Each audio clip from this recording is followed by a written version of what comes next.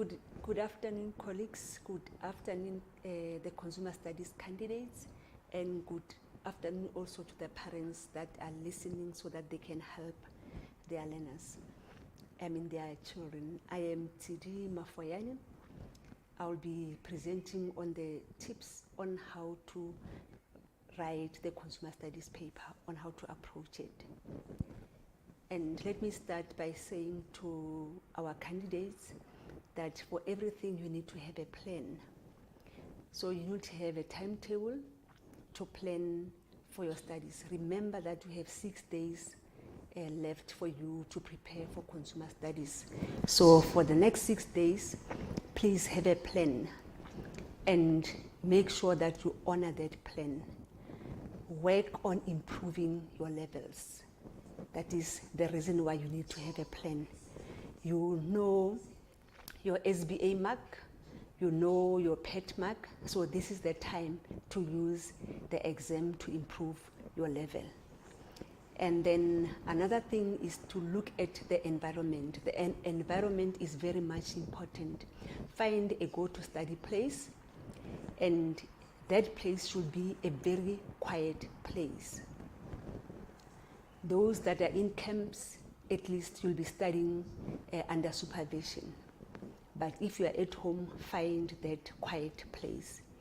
And then remember that when you study your textbook or your study guides, and even when you revise your question papers, you cannot study the same way that you check your Facebook page. Remember that you use this, the textbook, so that you can learn something. So for you to learn, you must make sure that the information stays there. And then you need to process it until you get it. So what you need to do is to learn, then you relearn, and you learn again until you master the content. And then be focused. Put your mind on what you are trying to do or what you are trying to learn. Do not think about your friends and other things, but think about what you are learning. And then when you put in effort to understand something, you are signaling your brain that the information is worth remembering. So that is very much important, to put more effort. And if you can do that, the results will show. And then as you prepare for the coming examination, you need the following resources. You need your textbooks, you need the DBE self-study guide, and then the 2021 examination guideline. That is very much important. Those who can view my presentation, you can even see that I've written that even in red, because this presentation is largely based on the examination guideline. Even the examiners, when they set the final exam papers, they use the examination guideline. So it is important to go through the examination guideline and use that examination guideline as you read, to tick off the content that you have studied. And then use also the previous question papers, and make sure that you have a notebook and a pen. And then, if possible, participate in study groups. And then as you prepare for this paper, to write the paper, make sure that you find time to test yourself. You cannot just study without testing yourself. Test yourself. Start by trying to remember everything you can. Jot down your memory and remember even more. Answer the question in a self-test. So in short, what I'm trying to say here is that you need to test yourself. And then on the 1st of December, when you go to the examination room, make sure that you arrive there an hour before time. And then have all the stationery that is needed. And when you are in that classroom or that exam room, be calm and remember that you need to be calm. If you find yourself panicking, just do the breath exercises. Breathe in and breathe out, breathe in and breathe out until you become calm, because it is important to become calm when you approach your question paper. And then as soon as you get the question paper, read and follow instruction.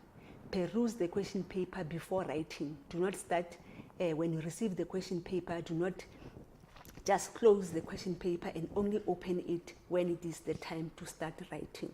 Make sure that your handwriting is very much neat.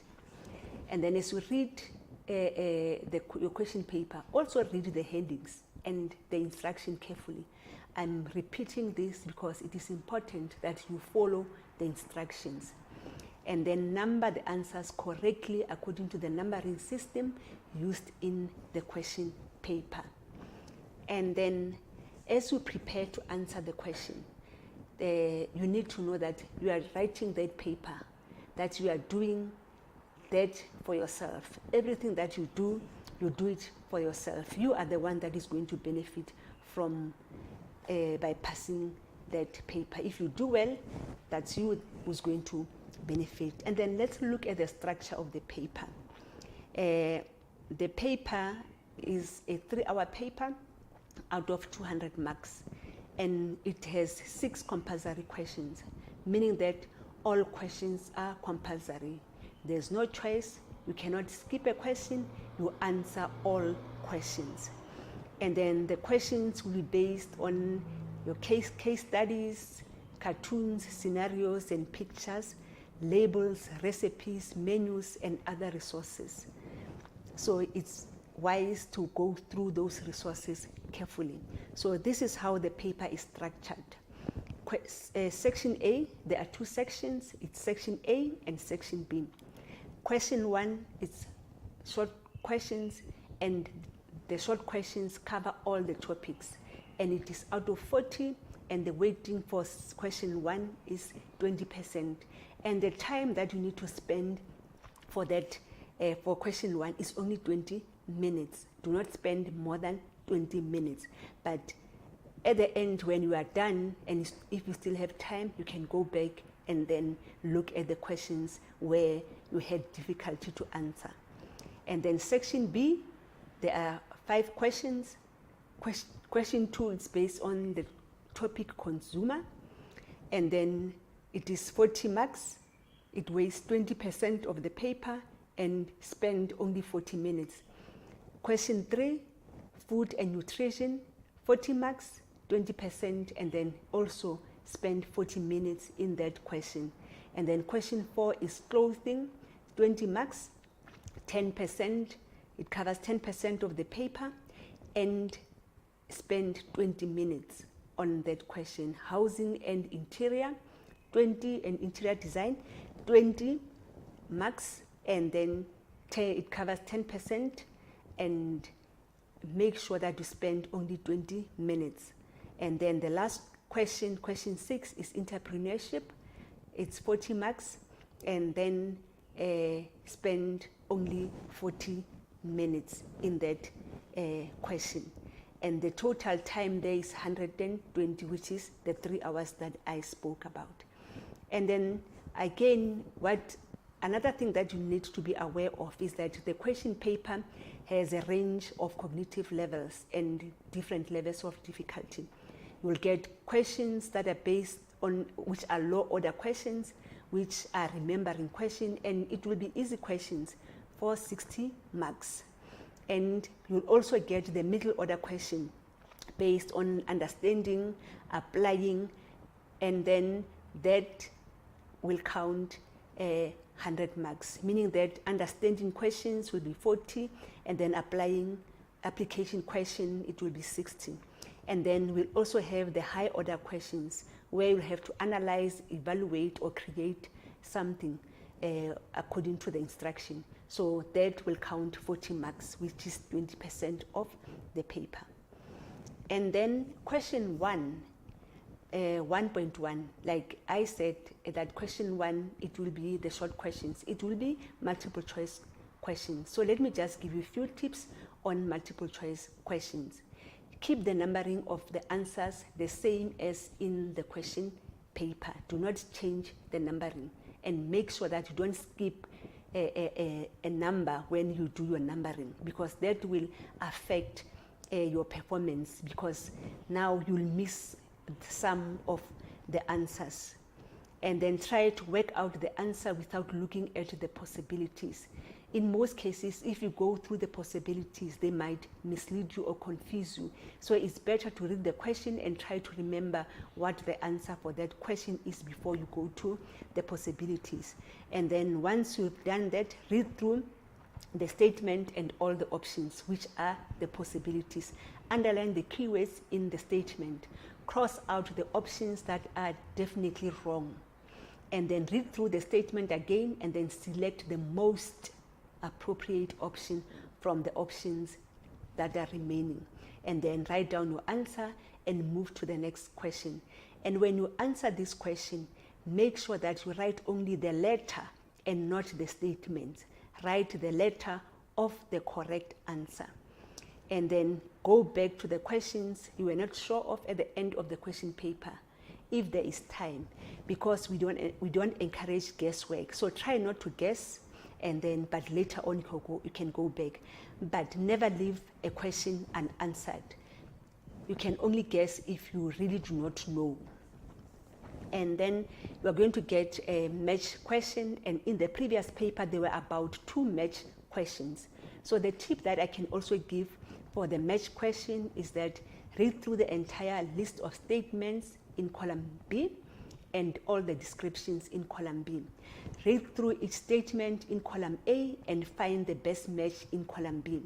Then you start ticking off the answers in column B in a pencil so that you know the answers that has been already been chosen when you now respond. And then cross out the options that are definitely wrong in the same way that you did with the multiple choice question. And then first do the ones you are sure of, then go back to the ones that you are not sure of and choose the answer from the remaining options. And then do not guess your answers. That's what I always encourage. But if you don't have time or you really do not know, that's then that you can guess, but you don't start with the guesswork. And then another type of question in question 1 is the identification of items.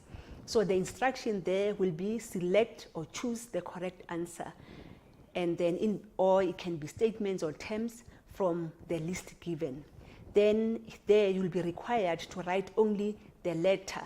Maybe it will be A to J, or the letter, or depending on the number of answers that are required then. And then from there you'll just have to give the options, the correct answers according to the list and the list of items that are correct there. So I've given you an example there from a previous question paper where learners had to identify 4 advantages of building your own house, and then write only the letters A to H next to the question number in your answer book. But then you only write the answers that are correct. Like in this instance, the correct answers there were only B, E, G, and H.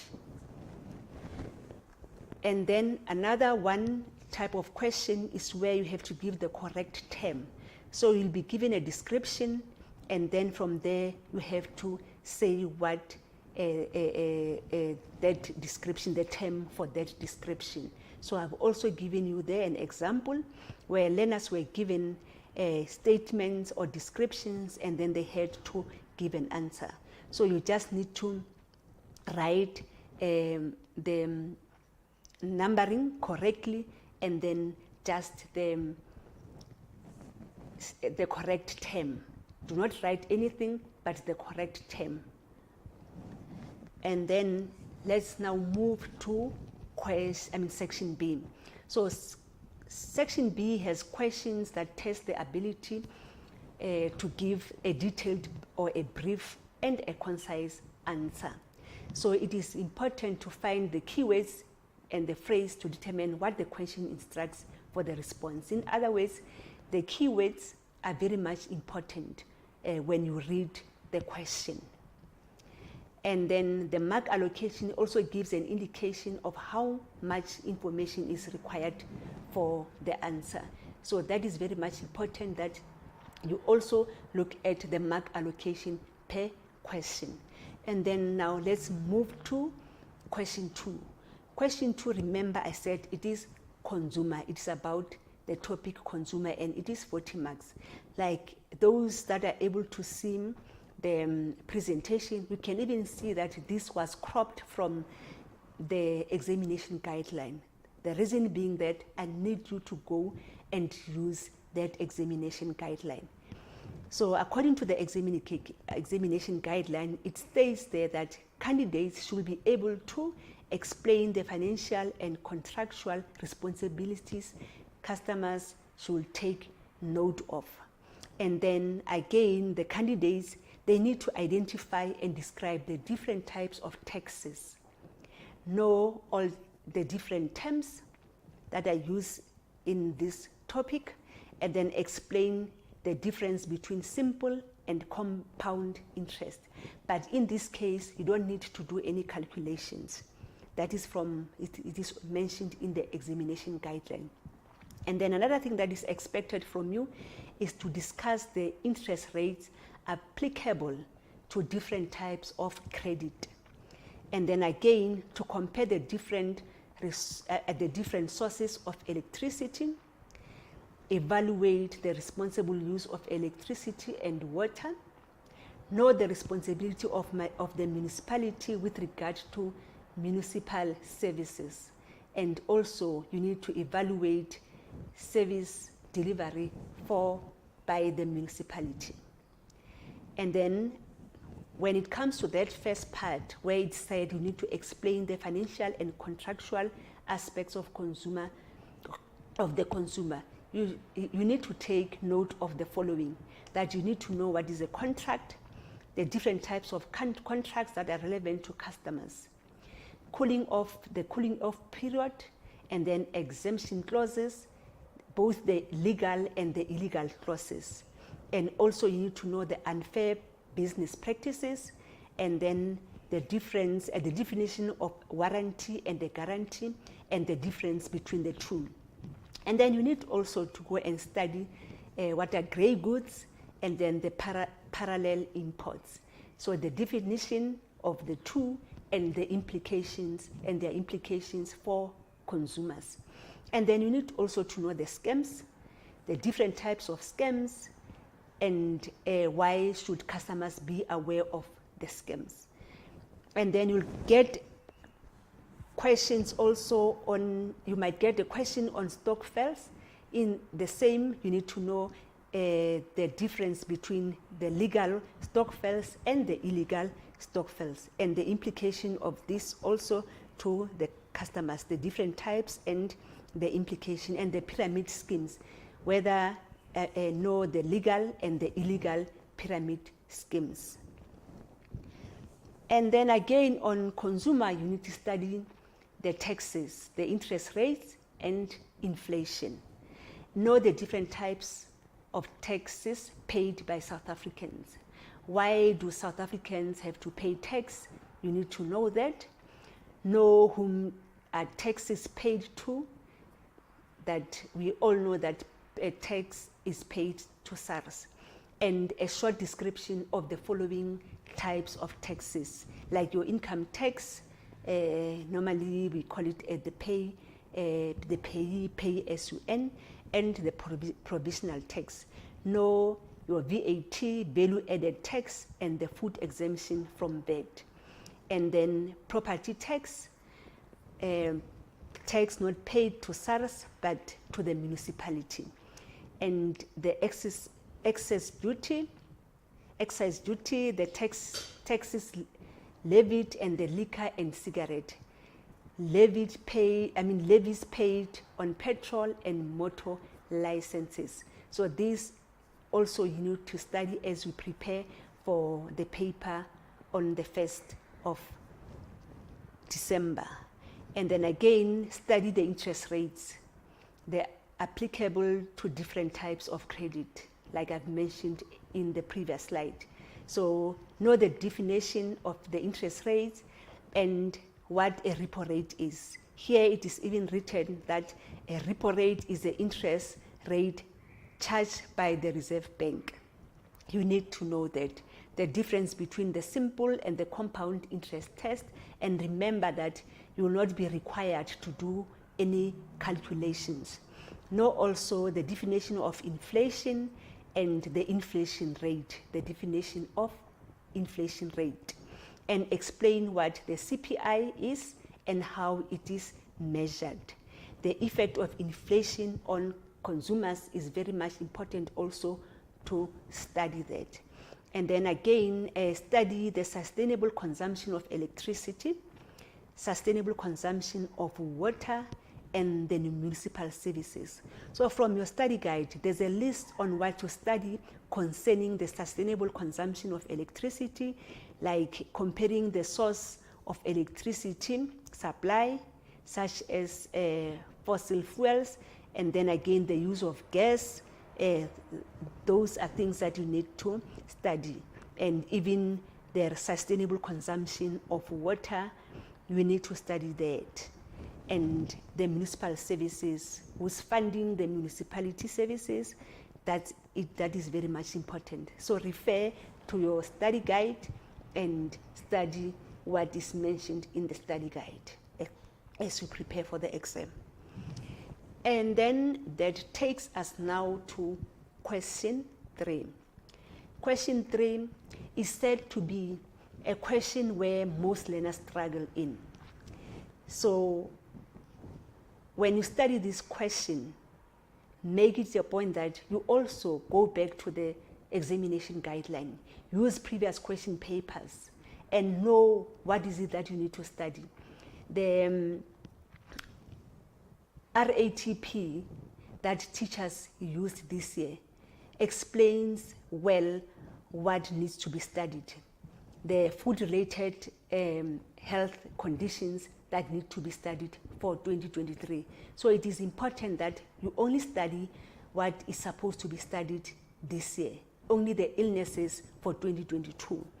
So this question is also based on cartoons, tables, the graphs, food labels, the meal plans, and then menus, recipes, and candidates should also focus on eating habits to prevent or manage the existing condition when you study the nutritional and food-related health conditions.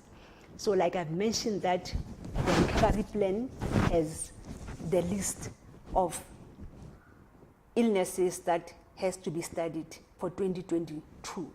So as you revise the previous paper, make sure that, like last year's paper, do not study the illnesses for 2021. Focus on the 2022. That is very much important. The only thing that you can do is maybe from the question that is phrased, remove the illness and then put in the illness that is for 2022. I'll give an example later on. And then from the examination guideline, this is what is stated, that you need to describe, to be able to describe food-related health conditions. You need to describe what is high blood cholesterol, what is high blood pressure, and the other 2 diseases. And then name the causes of health-related conditions. So it's either you'll be given a scenario where you'll have to identify and explain the cause after reading the scenario. And then again, you need to explain how each condition could be prevented. That is very much important. Like I said, that as you read if you use the 2021 question paper, if the disease that is there is not relevant and the question asked for learners to explain how the condition could be prevented. So the only thing that you can do, instead of if maybe the question was on diabetes, for an example, you just remove the diabetes and replace that with high blood cholesterol, so that at least you practice the conditions, how the conditions can be prevented, and then explain how each condition could be managed. Remember, it is the cause, it is the prevention, and the management of the condition. That is very much important.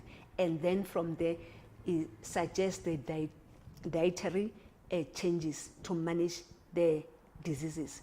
What should the customers change in what they are eating, or people who are suffering from these conditions, what should they change so that they can manage the disease?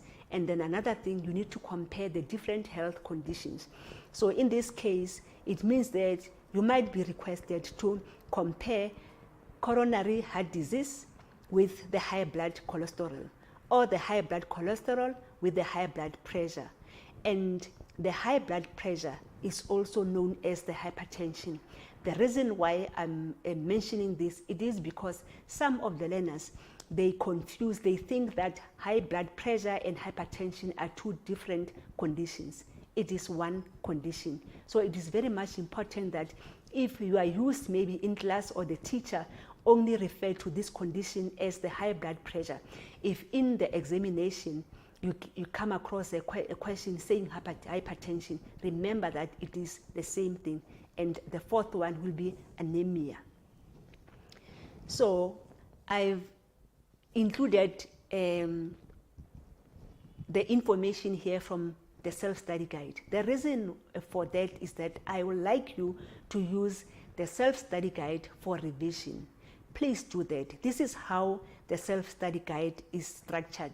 I just selected only on one condition, which is the high cholesterol. So when you look at that picture then, or that information there, it starts with the causes of high cholesterol, but before this, there's a definition of the cholesterol. So I did not select that. I only selected the causes, and then from there, from the causes, now you learn the foods to prevent, foods that you can eat in order to prevent the cholesterol. So there's preventative measures there, and then again on the last part is prevention and management. So this will also help you to prepare. And even if the manner in which these statements or this information is written, it is so much brief. So that is why I'm saying for revision, I advise that you use the self-study guides. And then, okay, I also put in them from the self-study guide, the causes of the hypertension, like they are very much short. There is just written causes of hypertension, not exercising, smoking, alcohol. So it is like obesity can also cause hypertension, and stress can also cause hypertension. And remember that hypertension is still the high blood pressure. And when you study this, I know that at home we have maybe family members who are also suffering from these conditions. It is also it will be helpful if you can communicate with them, interview them, also know how do they feel, and then what are they using to control these conditions, and what are they advised when they go to clinics on how to manage this condition. And even in this slide, there's dietary prevention and management. So that will also help you. Even the pictures that you will see, they will help you to remember when you are asked to state, to explain the condition, or even what causes the condition. And then I also took an example from the very self-study guide. There's a question there. Those who are able to see my presentation, you can see that there's a question 6, which says, answer the following question on high blood pressure. And in the very same page, question 7 says, give 5 nutritional guidelines to manage hypertension. Can you see that it is in one page, but in the first question, the condition is referred to as high blood pressure, and in question 7, the same condition is referred to as the hypertension. So that is the reason why I took this question, so that I make you aware and help those learners who only prefer to use one name of this condition. So If you look at question 7, it says give 5 nutritional guidelines to manage hypertension. Remember that there are general guidelines, but there are also nutritional guidelines. So nutritional guidelines, they refer to what you eat. So it is very much important that we read the question carefully, because here, if you can give just general guidelines, it means that you will miss or you will lose marks or you'll give incorrect responses. So it is very much important that as you read the question, you underline first the concept for the question and the action verb. In this case, the action verb is give. So in other words, you just need to list. And then what are you listing? 5 nutritional guidelines to manage which condition? The hypertension. So that is very much important. And again, you will get, you might get a scenario. I've also given out a question with a scenario then. There's a scenario then which reads as, Saul is a 36-year-old bachelor who very seldomly cooks and regularly eats a lot of junk food. He always sprinkles extra salt on his food. But just saying extra salt, it also make you to think about that condition there, hypertension. So that is very much important also, that as you read the scenario that is given, from the scenario, try to find out which condition is that scenario addressing. And then question 3 also, you need to study the foodborne diseases. So here, you must study the following content: transmission possibilities in the food environment, and then incubation period of the following diseases. The 3 diseases, hepatitis A, and then E. coli infection, and gastroenteritis. And then I've also given you information from the DBE self-study guide. That is why I will always remind you to refer to the DBE self-study guide, or to use it for revision, and also to test your knowledge, because after each content there are questions that you can use to test your knowledge. So that is another one, which a table, or which the first table explains the foodborne disease, and then there are also pictures there, because I know that most of our learners are visual learners, so they will always remember what they see. That is why they like Facebook and other social media, because there's a lot of images. So the self-study guide, we have tried to bring images to help our visual learners.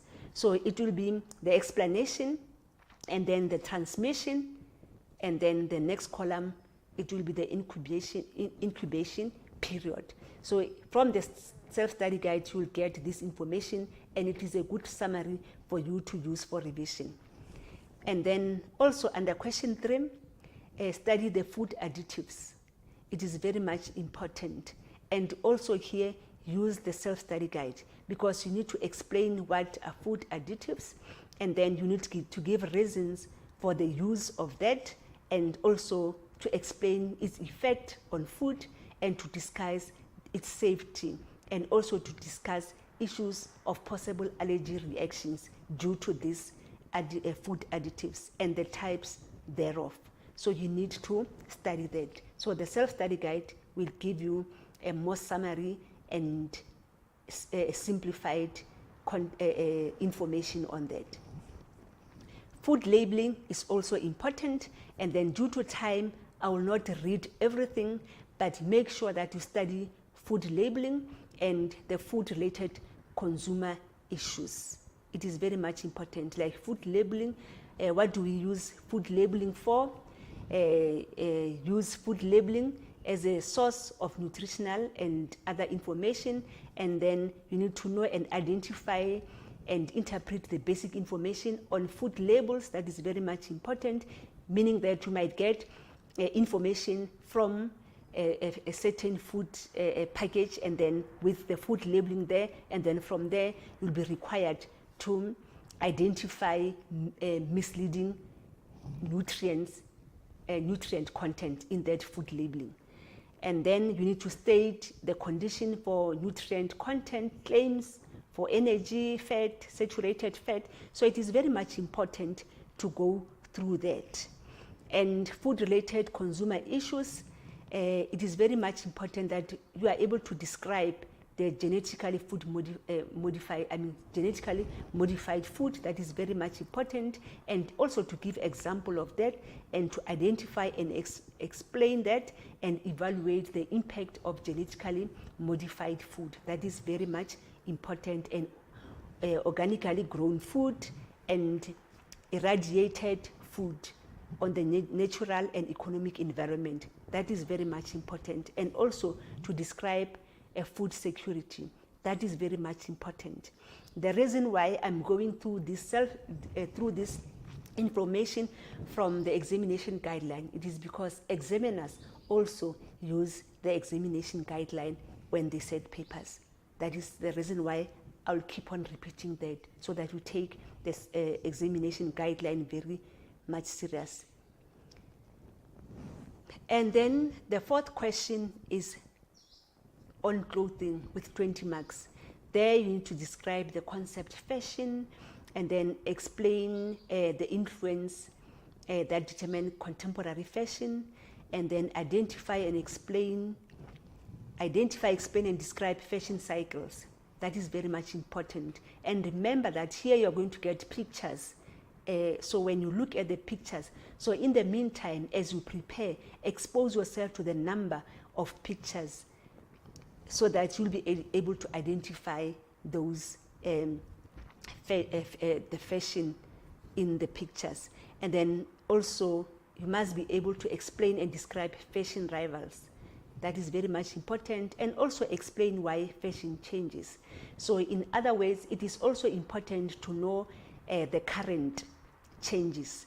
That is why the next part says you need to describe contemporary fashion trends for the young youth. So in other words, maybe the fashion that is there in your textbook is old, and then the examiners might come up with something that is current. So it is important also to know the current, hence the fashion trends. And then explain the role of appearance in the workplace. That is very much important. And also you need to be able to suggest guidelines for choosing and purchasing clothes and accessories. And then also there's a long list there, which I think after this presentation you need to go and refer to the examination guideline on the wardrobe plan. That is very much important. So you need to go and study on how to plan a wardrobe, either for the world of work, or for the different seasons and the different occasions. That is very much important. And then also how to apply clothing theory to select clothing for the workplace, and how to plan a basic wardrobe. That is why I said you need to go back and refer to that. So in this case, again, like I have mentioned already, pictures, photographs, and sometimes cartoons, you will get them in the question paper for you to answer this question. And remember that what you learned in grade 11, the application of color, the design elements and principles. You need to also go back and refer to this content. And then another question, the fifth one, is housing and interior. There you'll be expected to discuss and compare the 3 different housing options, and you need to know the advantages and disadvantages of those housing options. And also you need to be able to explain and discuss the financial responsibilities for the different options, and also to discuss and explain the contractual responsibilities. and also to explain and discuss the factors to consider when shopping for household appliances. And then in the next slide, I will show you the appliances that you need to study. And also you need to compare and evaluate different appliances and make the choice that will be suitable for a scenario that will be given in the question paper. And then these are the appliances that you need to study: the washing machine, the refrigerator, a freezer, a stove, and a microwave. So make sure that when you see a picture, do not confuse a stove with a microwave. And then from the self-study guide, I also took this information. This is from the self-study guide, and this is from the grade 11. So the self-study guide has grade 10 and grade 11 content, which are required for you when you study a specific content, or to prepare you to master a specific content in grade 11. So it means that if you can use a self-study guide, you don't need to go and borrow a grade 10 or grade 11 textbook or go to your old notes, but this will assist you because the information is there in the self-study guide. So the comparison, sorry, battery, the phone is not charging. Okay, the comparison of the housing acquisition options. Here, it will be like whether you buy a house or you build a house for yourself or you rent it. So there's that comparison. And then this will also assist you, like it is summarized information, and preparing this, using this to prepare for your examination will be of great help. And then question 6, which is also another challenging question for most learners. In this question, you'll be expected to identify a potential profitable business opportunity, and then also to explain the factors to consider in the choice of that business opportunity, and then also to identify, explain, or discuss factors influencing the efficient production of that product, and also to develop a marketing plan, and to analyze or evaluate the suitable profitability of a business, and make suggestions on how to improve the sustainable profitability of that business, and also to determine the costing for startup needs, production costs, and selling price and profit. So what I did also, I took this marketing mix from the self-study guide. It is also information from a previous grade. So this will also assist you a lot. So in short, what I'm trying to say to you is that I'm not saying that the textbook, it is not important. But what I'm trying to say is that during this time of revision, it is better to use the self-study guide to recap, revise, and to test your knowledge. And by saying that, let me ask this question. Do you think that is it too late to improve your levels? So my answer to that candidate is that that is a big no. You still have a chance. You can change your mindset, you can change your attitude, and you can do your best. Study like you are in a race or a competition. For those that are listening from Muteo and the Sutu radio station, all I can say to you is that ntho ya ho qetela le yona e a kena ka sakeng. In simple terms, I'm saying that even if you can do your best at the last hour, you can make it. You will succeed. So you can make excuse, or you can make it to happen. I thank you. That brings me to the end of the presentation, and I wish you all the best as you prepare for the consumer studies paper in the next 6 days. Thank you. Okay. I do have a competition. I do have a competition here. So those that will be able to answer this question, they're going to get a prize. Unfortunately, for now, I don't know the prize. I was not given the prize. But for those that would, a t-shirt, okay, they say the price is a t-shirt and a cap. So I also wish I could enter the competition and win that cap, because it is very much hot lately. So here's the question. Define the concept repo rate.